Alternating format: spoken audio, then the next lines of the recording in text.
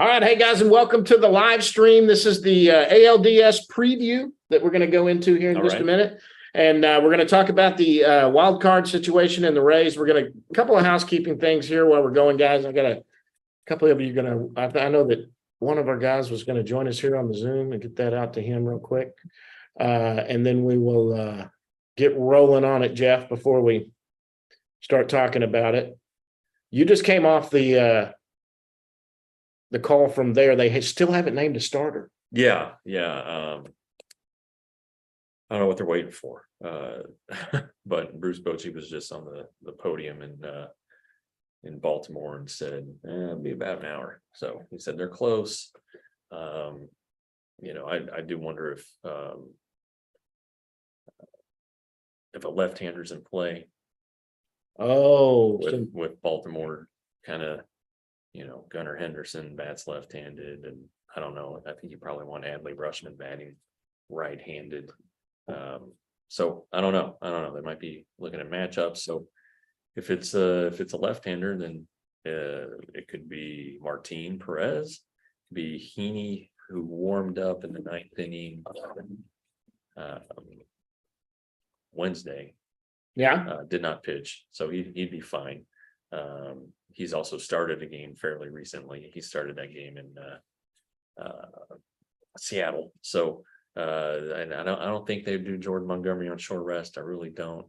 No, you don't need him for game 2. It's a 5-game series, so it's not a do or die situation. I think that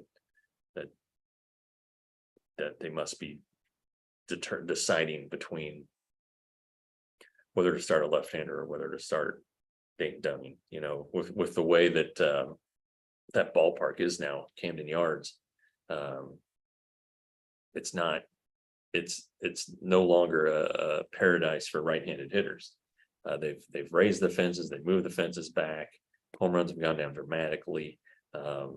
So the Orioles have kind of have some pretty good left-handed sticks in there, and they haven't done anything to left field. So I think that it's something I wondered to myself if they were going to do, and I think they might be wondering that themselves here. But we'll see. Max Scherzer is supposed to throw live batting practice. I don't think they would have him throw live BP and then start the next day. So I wouldn't be surprised if he's on the roster, but I don't know if he's a guy that you're going to see start tomorrow. So, and that was as of 20 minutes ago when Bruce Bochy was on the podium.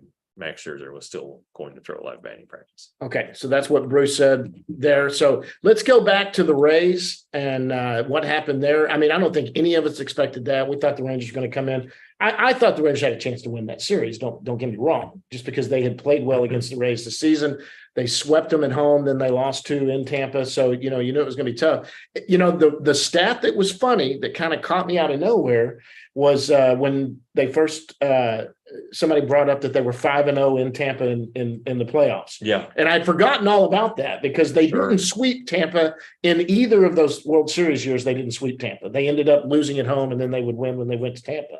In both seasons. But I had forgot about that, and then that kind of went, I guess they do play better there. And man, you talk about nobody showing up there too. You were there for both?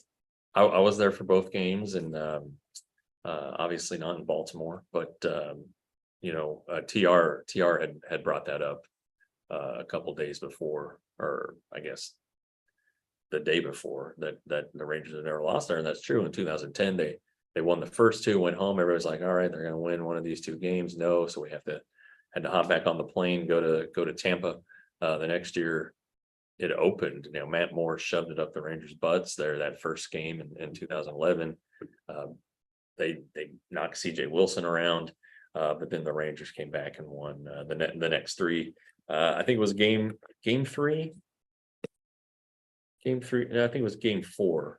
One of the 2 games in Tampa. Adrian Beltre had a 3 home run game. Right. But that was only a 4-game series. So I'll always remember Kinsler and his home run when he hit that he kind of put it away there. In game 5 of 2010 there in the 9th inning. It was a pretty close game, but Cliff Lee was just dominant.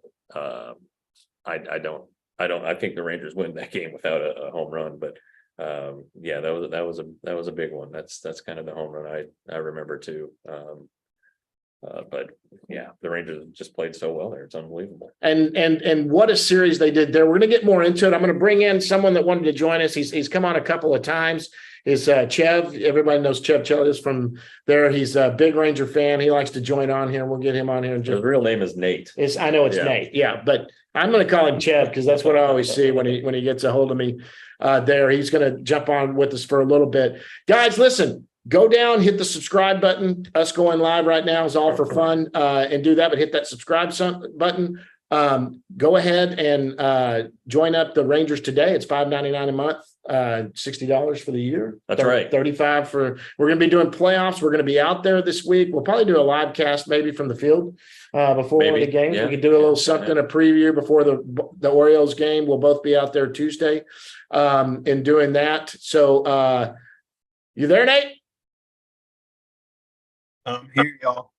All right. All right. We can hear you now. So, all right, there we go. So, couple of things. Couple of things that you've really got to take your hat off to in the race situation too was the pitching. Starting pitching was.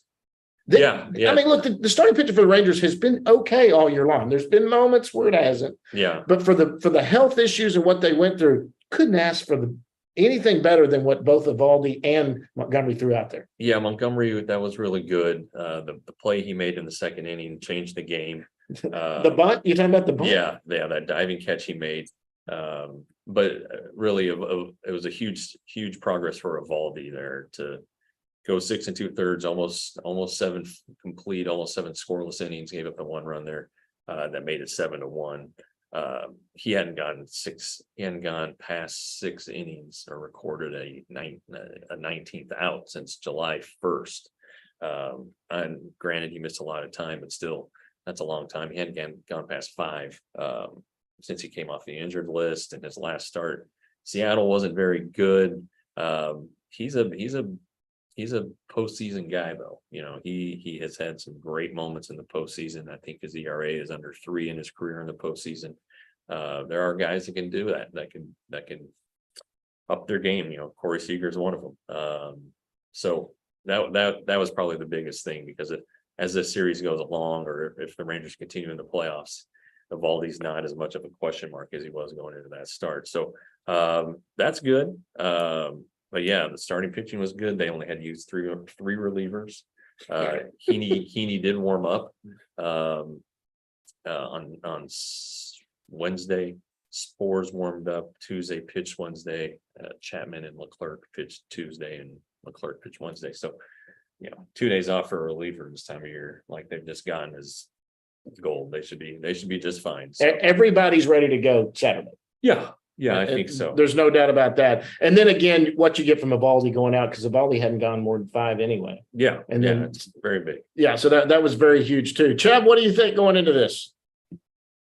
Yeah, I'm excited. I know that they had some good success in Baltimore earlier in the season.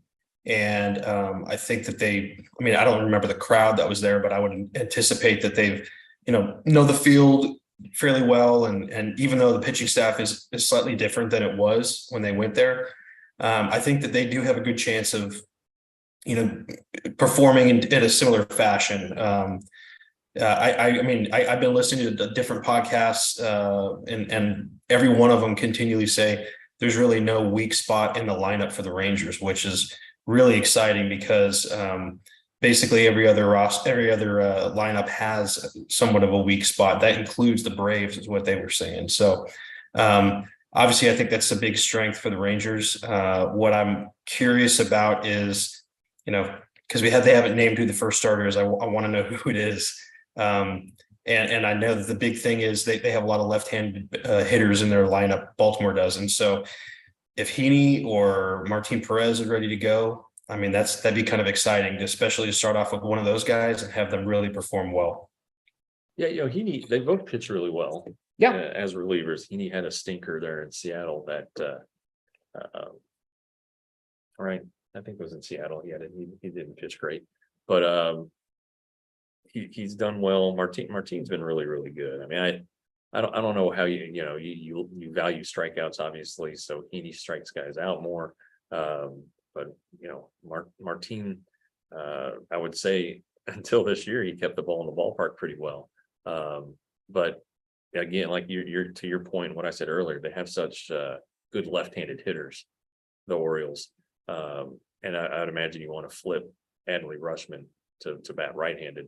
So, I mean, it makes a ton of sense to pitch a left-hander. It's just, do you do that? How long do you want to sit on Dane Dunning? What if you, okay, let's say you start Perez and win game 1. Do you go with Montgomery on normal rest? Does that win buy you time and you push him and Eovaldi back to 3 and 4 and start Dunning in game 2? So I think there are a couple ways to do it. I'm looking forward to seeing, just like everybody else, who the heck they're starting, but I think all those are in play. Yeah, totally. Also, we've got to get into kind of the national highlight of that entire series is the stud, the young kid. Yeah. Evan Carter, my gosh. I mean, that was amazing what Evan Carter did, but man, he has turned a lot of heads. I mean, he's getting all the national pub right now. And what's funny and what everyone seems to talk about, Kirchkin said something about it. It was really funny what Kirchkin said. He said he went up and talked to him and talked about, everybody raves about your plate discipline, how what do you work on? How do you do that to your plate discipline and do all that? And he goes, I don't work on it. That's just what I do. And Kirchkin goes, he just says that's what he's done. And Mike Bassick made a point that where I think that's going to help him, especially in this playoff series. Mike Bassick, who was a former major league pitcher, was on this show a couple of weeks ago, who said, rookie 101, when you're facing a rookie, is you get up ahead of them and you go out of the zone and you get them, they're all amped up, all their adrenaline is going, and they start swinging the pitches out of the zone. He doesn't do that. He just doesn't do it. Right. And I didn't realize his nickname was 3-2, what is it? Full count Carter. Full count Carter. He went to full count on every one. And even the last one when he struck out, it was full count. And plus when he got hit with the pitch, that was his third ball and it was going to be 3-2. The home run was the first pitch, but that okay, well, all right. but you get the point. He works counts, and it's amazing stuff. And I was talking to somebody with the Rangers before the game Wednesday, talking about Carter and how good his eye is, and they said that there was a day at spring training he got rung up on the backfield and walked out, went to the dugout, and they asked him, they said, Evan, what'd you have on that? And he said, I had it a half a ball high. And they went and looked at the TrackMan, and it was high, a half a ball high. I mean, he just knows it so well, and they're honestly they have some concern, although I don't think he's this kind of guy, of because he writes so often of him. They don't want him to show up any umpires. They want him to turn around and start complaining because in Rangers history, Jurickson Profar had a great eye when he came up. But he was demonstrative. If a call went against him, it ruined his day. Yes, and that was a concern. They don't want the umpires to be mad at Evan Carter. No, because he's better than they are. All right, he really does know the strike zone better than they do. Oh, that's no doubt. I felt that way about Shin-Soo Choo also. But I think that Carter is even better than that. And he just won't swing at a ball that's out of the strike. He won't, even when and what's funny, I think it's one of the most impressive, especially since he did it in the wild card series. Some of those balls that were called a strike that were balls on him. Mm-hmm. And you would see that he didn't agree with it. And he didn't show up the ump, but he would look again where it was. You could see him going, okay, that was, he was looking at it like, that wasn't that one, but that's okay. He stepped back in, did whatever, but he didn't roll his eyes or do whatever he did there. But you could tell when they called the strike, he would look back over and like, okay, wait a minute. Was I seeing that wrong? He is, hey, we got one question coming in. Yeah, we got one that coming in. What are the chances Carter bats third? Bochy was just asked about it. Not necessarily because the third spot is protecting Seager as well. It's unsettled. Right. You saw Seager get walked, and I think it was Wednesday, and Robbie Grossman, so they could face Robbie Grossman, and it makes sense. You walk Seager no matter who's behind him, really. But, Absolutely. if you put Evan Carter back there, and he's going to grind you. But your third hitter, you don't really want to pinch hit for him, right? I mean, that's not a spot where you pinch hit. So, if a lefty who he's never seen before, Perez for the Orioles, if he comes in a late in the game, is that where you want your number three? Do you want your number three hitter who has a handful of left-handed bats in the major leagues and has never seen this guy? Yeah.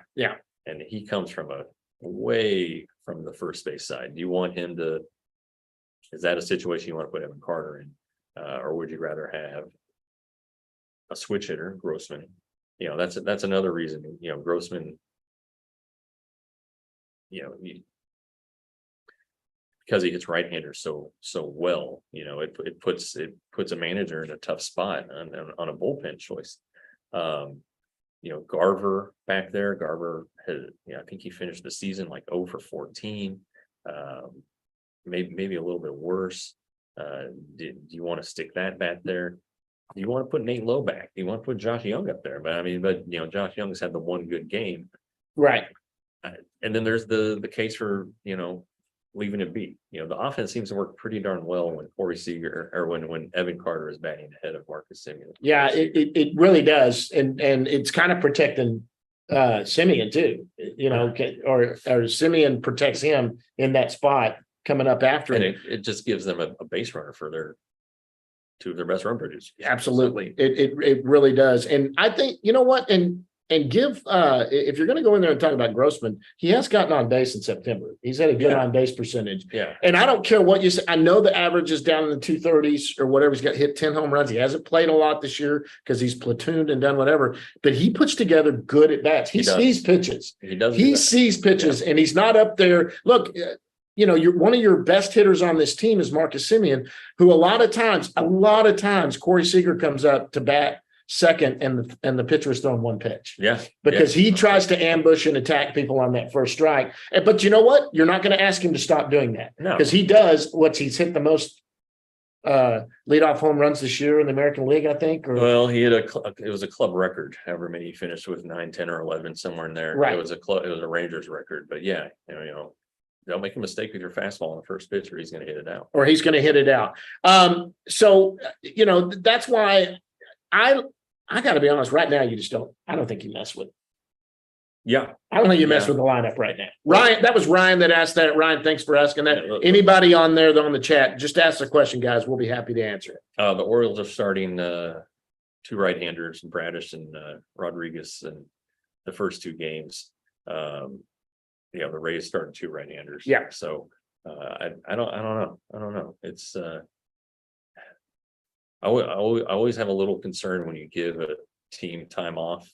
Yeah. They can sit in their hotel rooms and think about things and overthink. Yeah.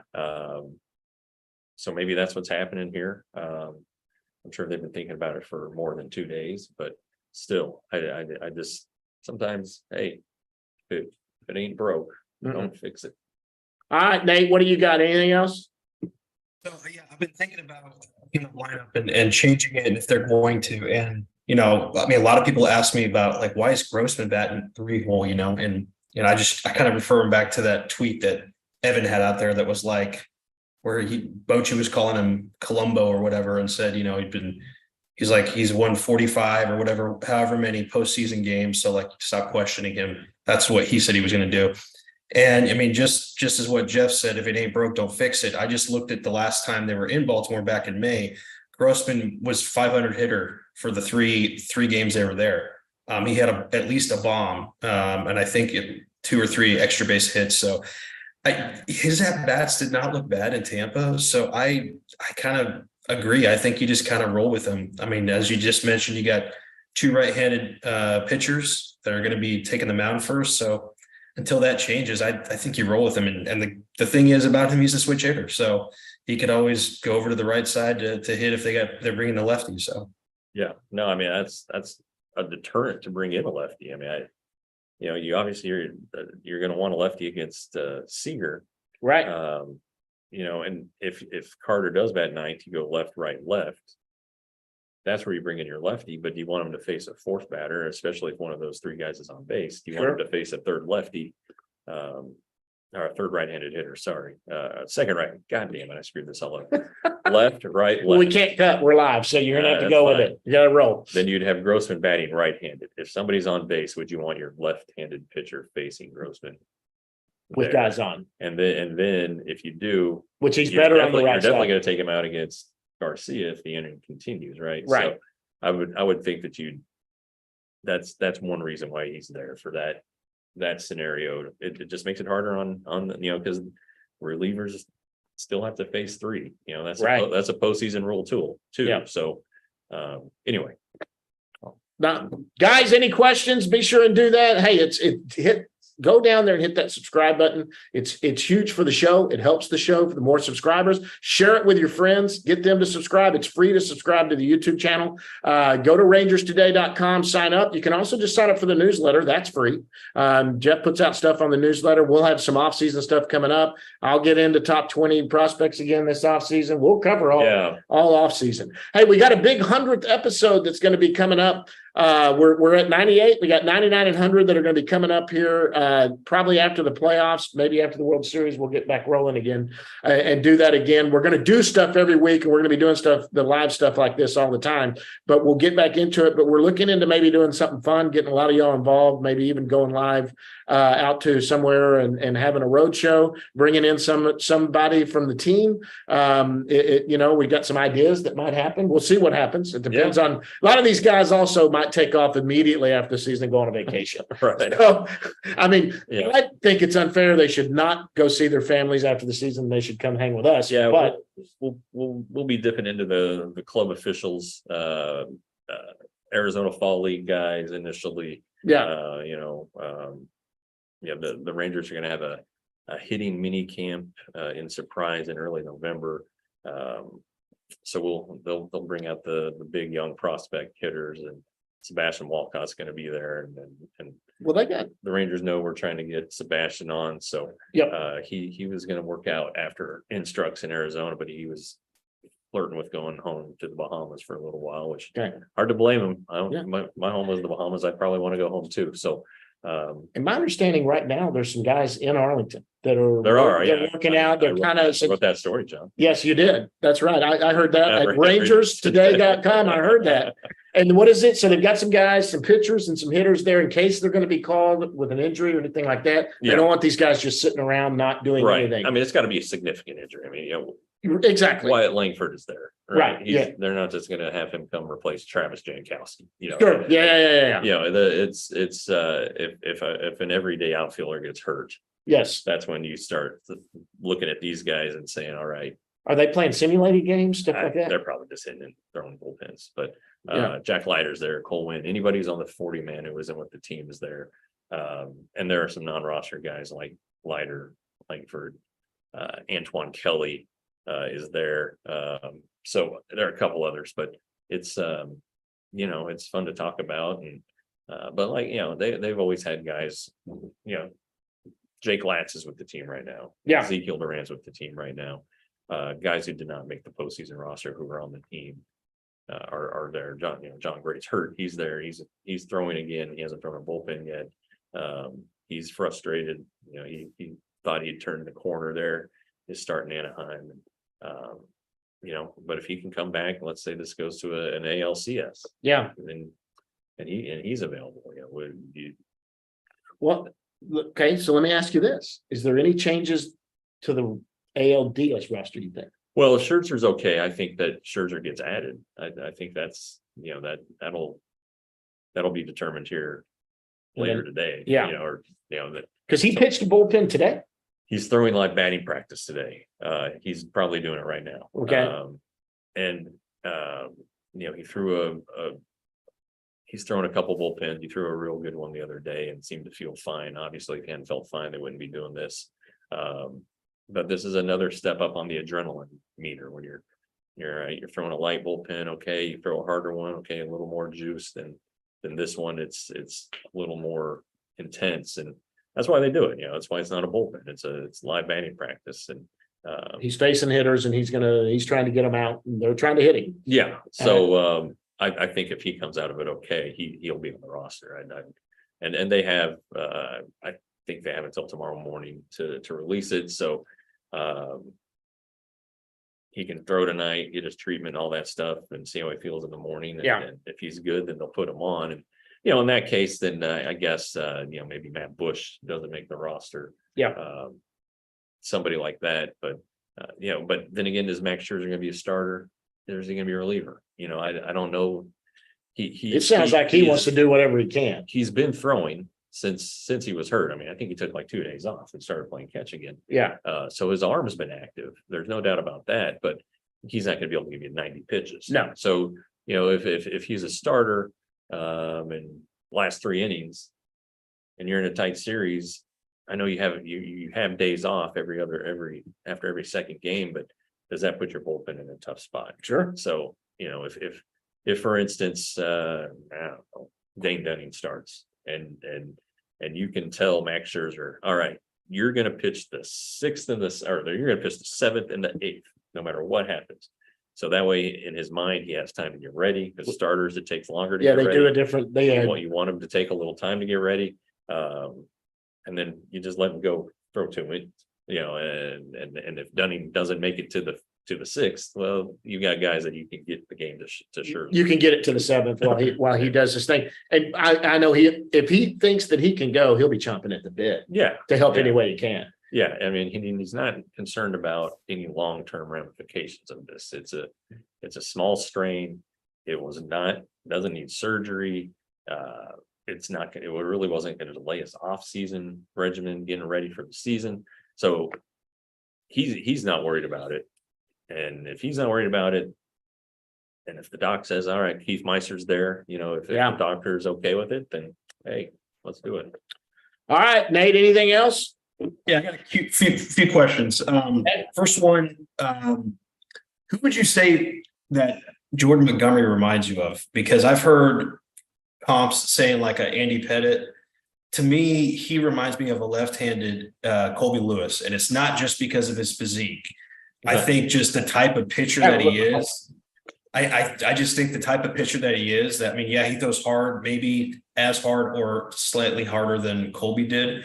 But Colby was just like a big game guy, and that's what Montgomery's been with the Rangers since he got here. Yeah, he's a bull. It's a bulldog mentality. He goes out there. We were talking Wednesday, because left-hander having success in Tampa Bay. Everybody thinks about Cliff Lee. When Cliff Lee was beanpole, great shape, worked fast, power stuff. Montgomery is very deliberate. I think Montgomery has figured out something with the pitch clock. Seems like he really takes it deep. Especially when runners are on base. But he changes speeds really well. I think him getting back with Mike Maddox has really helped, because Mike Maddox identified right off the bat that he'd stopped throwing some of his pitches to left-handed or to right-handed hitters, and Maddox said, you need to start throwing those. I think it was a cutter. That was a big pitch that had been missing from Montgomery and St. Louis, and they started throwing it again, and he's right back there. It is hard to separate the physiques and everything. Colby was a rock solid guy. His best Rangers postseason pitcher. Arguably ever. I can't really. Matt Harrison. You're thinking of big slow moving lefties, but Matt didn't really pitch that great in the postseason. I think he won one of those games in 2011 at Tampa, but I don't know. That's a good question, but I don't think Cliff Lee's a good comp. A left-handed Colby Lewis isn't bad. When there's 2 iterations of Colby, there's Colby right out of the draft, throwing 90, 95, 97, 98, had the surgery, had the injuries, went to Japan, came back, low 90s, and with the slider. And move the ball around more. And so that from a pitch standpoint, that's probably a good comp. From a velo point, I think Montgomery probably has a tick on him, but not much. Colby's going to be at game 4 He's flying into town Tuesday. He's going to be in game 4. So that's good. Really? Yeah. They need to get a pick together. They do. Yeah. They do. So Colby now is a big man. Kobe works. He's a special assistant to the general manager, and I've run into him out in Frisco, and he's been out there. He's talking with Watley in the bullpen, asking him what he needs. Really worried about his pitchers. He does something with the pitchers, and he works with those guys. And I ran into him out there back before you and I had hooked up and started this. So, but he's, and of course, came in studio with us before too, right. And that was fun talking about that. His wash impression is good. If you haven't seen it, go look at that episode. He does an amazing wash impression. Yeah. That was a pretty good impression of Wash. What else you got, Nate? Yeah, the other question I had is, and I don't want to get ahead of this current series, but who do you think would be a better matchup for the Rangers in the next series, Houston or Minnesota? I think obviously the emotional side, you want to go against Houston. At the same time, twins are looking really hot, and they seem to be going like they seem to be fueled by emotion. Plus, the Rangers did not play particularly well in Minnesota when they were there this year. The other thing too, and this is maybe more of a conspiracy thing. I wonder if Houston, if the Rangers started playing really well against them and they started getting a lead on them, I wonder if Houston would start pulling some of that cheap stuff that they were doing earlier in the year, particularly when the Rangers were in Houston and throwing at players and whatnot. That was for the next series. Yeah, a few times he gets a little frustrated when he isn't performing up to what he considers. Well, I mean, honestly, I would want, just based on the way the season ended, I would want to face the Astros because their rotation seemed like it's in shambles. Right. I know they played fairly well against the Diamondbacks, and the Diamondbacks Reno team. Well, for Christ's sake. I don't care who you are in the MLB. Kansas City would be the AA team. Kansas City would handled the Astros. That's why I know they. I don't know if you can believe in flipping a switch or whatnot. I'd be curious to see how the Astros come out tomorrow and how their pitchers look.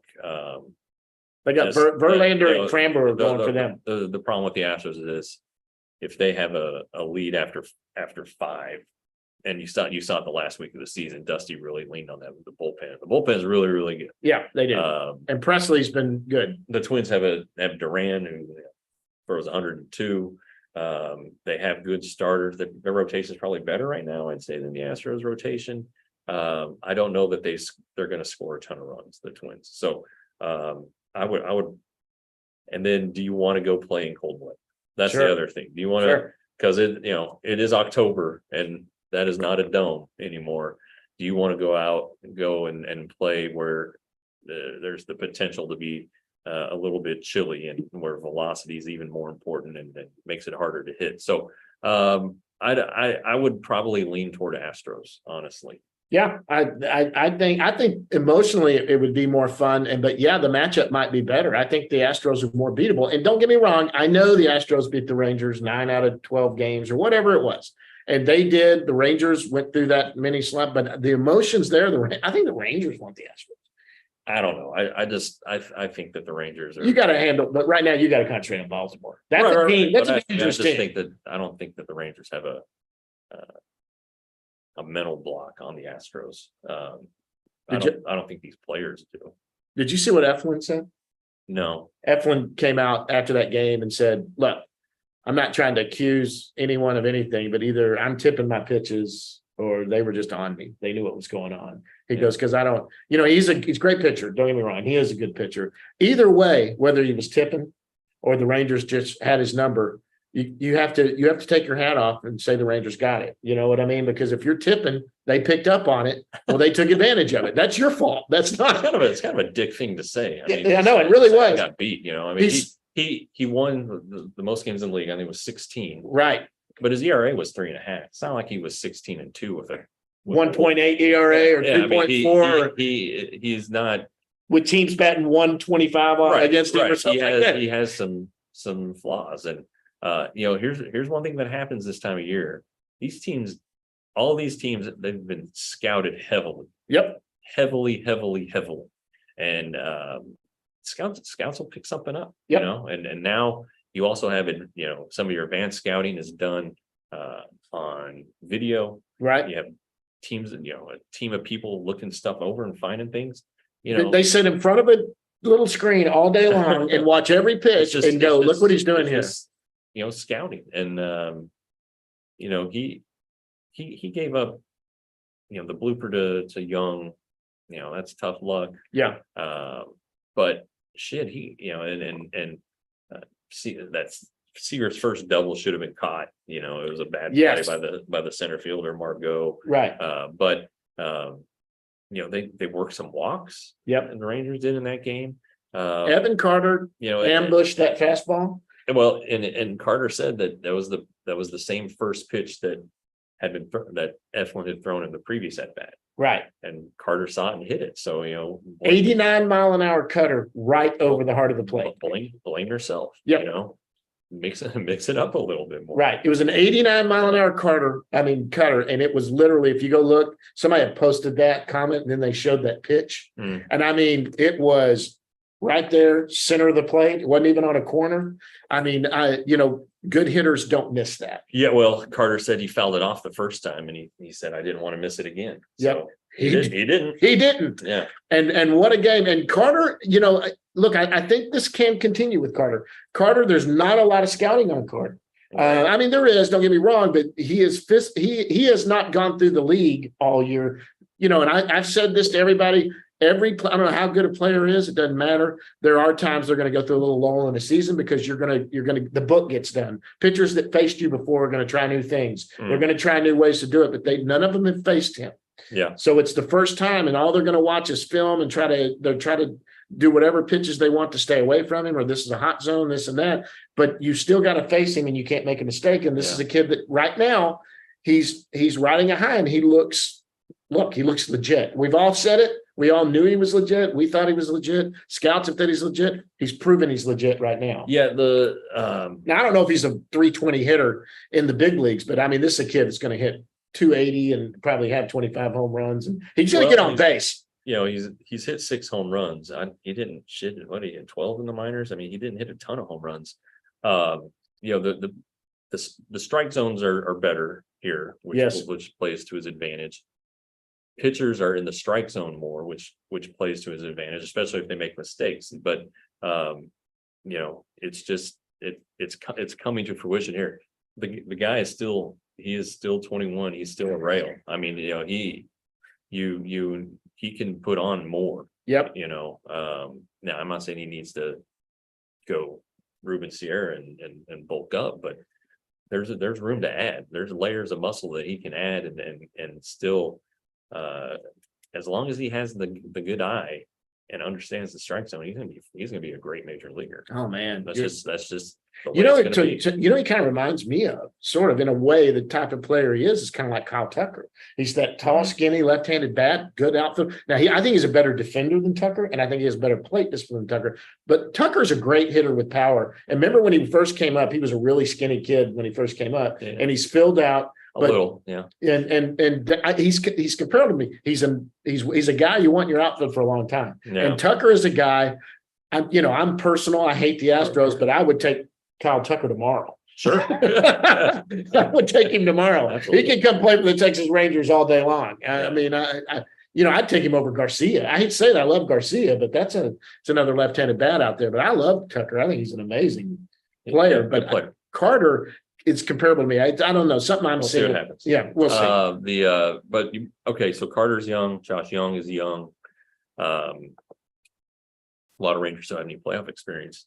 The Orioles are young. Yes, very young. And and you're talking about no playoff experience. Yeah, they don't. They don't have Corey Seager, who's won a World Series. Right. Max Scherzer, who's won a World Series. They don't. I'm kind of curious about that. I'm curious how that's going to play out, because it helps that they're starting at home for sure. I wonder, will they get too amped up? Sure. Will something like that? Will they get in a jam? And if the Rangers jump up on them early or something, get a few runs on them, do they start pressing? So I think that's a kind of a little bit of a factor to keep an eye on. Sure. And then also, and this turned out to be pretty big in the Tampa Bay series, is that Montgomery and Evaldi, because of their experience in the National League East, had faced Tampa Bay a lot. Yep. And knew how to get around that lineup. And look, they may not have seen all of these guys, all these rookies, young players with the Orioles the last season or the last 2 seasons, but there's going to be some familiarity there too. And I think that's going to factor into helping out the Rangers a little bit. Yeah. Guys, any questions on here? We got a few people that are watching it live right now. Nate, you had anything else? I think we've gone about 35 minutes. Anything else? Well, I was just going to comment. I agree that he does look. Evan Carter does remind me a little bit of Kyle Tucker, like you said. I think early on, swings are a little bit different, but I kind of thought about like Sean Green when he first came up and Ben Grieve when they both came up. They were, a little, I don't want to say skinny, but, a little lankier and tall, both left-handed hitters. So I definitely think that the Rangers have a really exciting player, for the foreseeable future, pending he stays healthy and whatnot. And the thing is, why Langford is right there with him and might be better. Yeah, he definitely hits for more power. Yeah. I don't know that Langford can command the strike zone like Carter does, but apparently it's excellent. And he has the power. So I mean, I don't want to get too far ahead of ourselves here. We're still talking about the playoffs. That's a in my opinion, we've got all off season talking about. That's a late 2020 conversation. But, man, they've got a chance there. And then at that point. Look, I don't know what's going to happen in the Baltimore series. And like you said, being a young team amped up, maybe it's plays to the Rangers' advantage. But this is a team that I think is going to hang around that East for a while. This is the next few years. This is the team that's built to be the team to beat in the AL. Well, they still have they have the best prospect in baseball still, Jackson Holiday. Yes, they're going to get better. He's going to be there next year. They've already got him at AAA. And what is he? 19? He was in high school. So I mean, he's they're going to get better. They still have a really good farm team. They're good farm system, and they're going to be good. And that's why I don't know if all the losing was worth it, but you look at the Astros.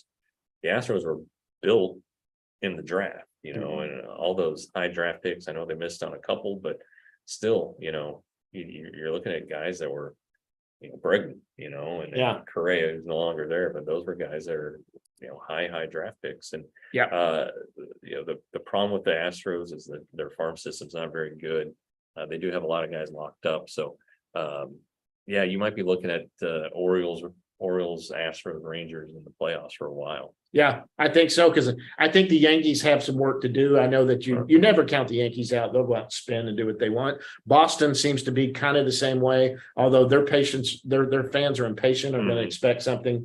Shane Bloom or whatever his name is no longer there. We'll see where they go from there. The Mets just, Epler just left. They're going to be, but that's the National League. But I think the Orioles are the cream of the crop, and they look what they did in the East. Now the Rays are the Rays. The Rays will go have a year where they'll win 75 games and then they'll come back and win 90 for 4 straight years. They've got a pretty good deal going on there. Yeah, you get them any money and put them not having Shane McClanahan next year is going to be a big deal. Yeah. So good question.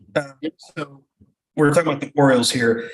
I think I don't know if he's the director of scouting or what he is, but Matt Blood is the guy that's over there now. And he used to be with the Rangers. What ended up happening with, what was the reason the Rangers separated with him and why he was able to go over to Baltimore? He just wasn't a very good fit.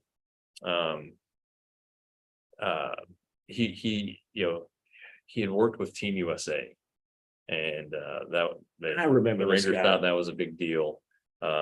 But it just wasn't a fit. I don't know if it was a personality thing or what, but he's a nice guy. I'm glad for him.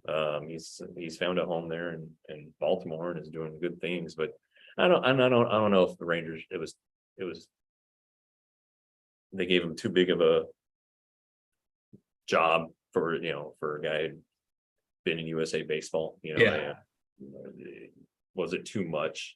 Was it too big of an ask for him to come in and take over a farm system? So right. But yeah, that's a good name. I hope to see Matt. He's a good guy. Well, guys, anything else? No, we're good here. Yeah. We preview the shit out of this. Yes, we have. Hey, listen, we're going to go Tuesday. Jeff and I will be there. Monday, there might be some workouts. We'll see. Might be out the field and go live a little more. We're going to continue to go live. We might do it from the field Tuesday before the game. We'll be out there Tuesday and Wednesday for sure. Hopefully Wednesday's necessary. Or it's a sweep, man. Or it's a sweep and it's not necessary. Ranger sweep. Yeah, absolutely. That's what we want to see, because the further this thing goes, the more fun it is for you and me, no matter what, going there. Because every series after this means they're going to play some home games. No matter where they go, whether it's World Series, ALCS, they're still going to play home games. We'll be there.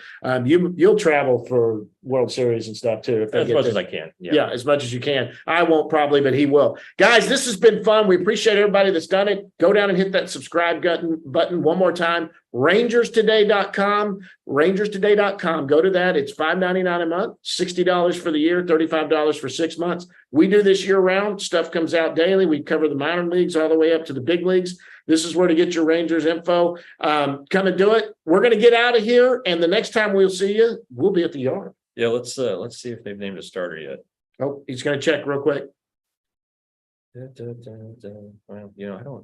I don't follow any of the beat writers. I think they over tweet. Emily doesn't. I haven't told them that, but they tweet too much about stuff I don't care about. So I usually have them on my search, so they're right there, so I can go and check what they tweeted. But as of yet, 50 minutes ago, they have not.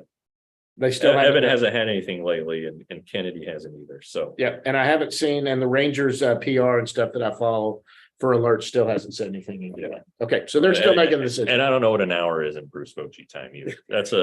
He moves a little slow. That could be a tough one to gauge.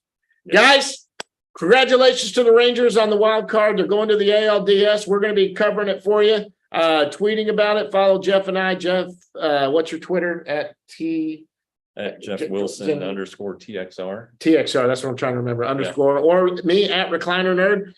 Jeff, what's yours? Oh, it's spec. Hold on. I think it's just at Chep Chelios 49. What does that mean, Chep Chelios? It's a character from a movie called Crank. I don't know if you've ever seen it, but it's Jason Statham. And when I was in the military, that was my nickname, and it became a kind of a pseudonym that I ended up using overseas and whatnot. That's cool. I like it. What works? Okay, guys, we're going to get out of here. Until next time, we will see you at the yard.